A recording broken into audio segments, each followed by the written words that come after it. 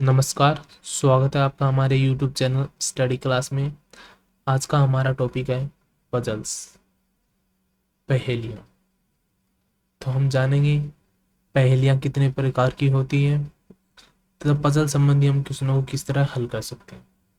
तो सबसे पहले पजल्स के प्रकार जानेंगे हम, कितने प्रकार की पजल्स होती हैं, और उन्हें जानने से पहले हमें चारों दिशाओं का नॉलेज होना बहुत ज़रूरी है। तो आइए हम चारों दिशाओं के बारे में जानते हैं। ये सेंटर मानो आप, इसका केंद्र है।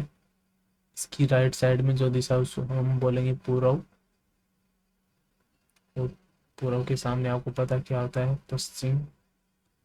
और वो आपके लेफ्ट हैंड साइड में होता है जिसे हम बाईं ओर बोलते हैं। और आपकी सीधा ऊपर की तरफ कौन सी दिशा होगी, उत्तर। और आपके नीचे की तरफ कौन सी दिशा होगी, दक्षिण। तो हमेशा हमें दिशाओं का इसी तरह डायग्राम बनाना है जब हमें ज़रूरत पड़ी पजल्स वगैरह की।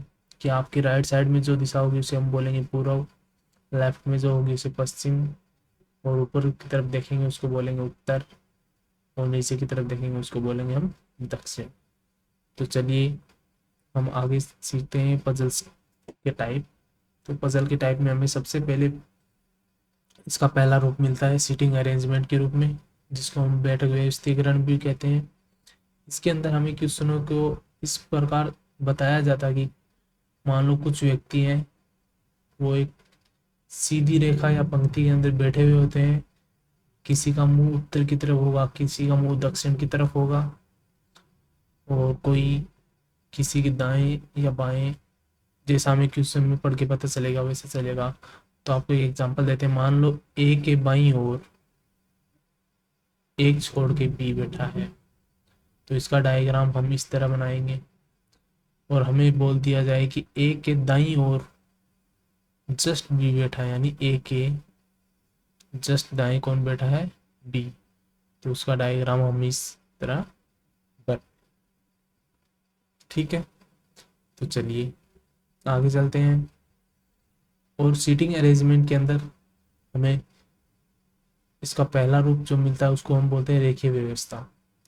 इसके अंदर मैंने आपको बताया है कि एक रेखा के अंदर कुछ लोगों की संख्या आपको एक्स वाई जेड जो भी हो बता दिया जाएगा। किसका मुंह उत्तर की ओर होगा, किसका दक्षिण की ओर, इसके बारे में आपको जानकारी दी जाएगी। जो आपको साथ में डायग्राम बनाते हुए उसकी एक्स्ट्रा जानकारी होगी, उसे साथ में अलग से नोट बना के आपको लिख लेना है, और आपको पजल्स को हल करते जाना है। तो चलिए हम इसके साथ ही अपना पहला क्वेश्चन सॉल्व करते हैं, जिससे आपको इसे समझने में बहुत आसानी होगी। तो हमारा क्वेश्चन यहाँ पे दिया हुआ है कि 5 लड़कियां एक कतार में उत्तर की ओर मुंह करके बैठी हुई। ये हमको बता दिया गया है। कितनी गर्ल्स हैं, 5 गर्ल्स हैं। और उन सभी का मुंह किसकी तरफ हो रखा है, उत्तर की तरफ हो रखा है।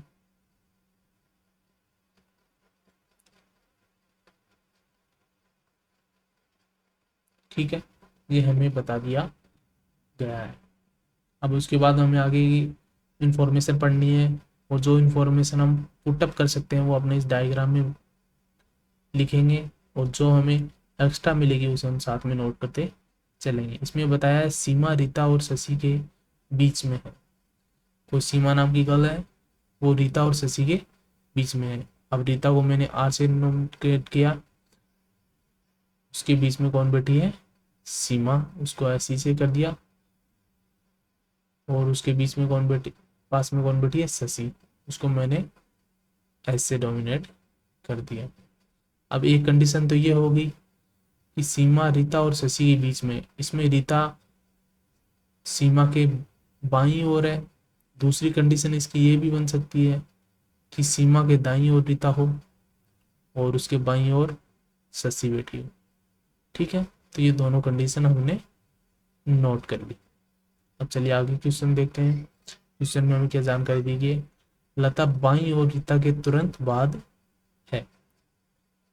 रीता है, रीता के बाईं ओर तुरंत बाद में कौन है, लता। तो हम ऊपर की इसके अंदर फिल करेंगे।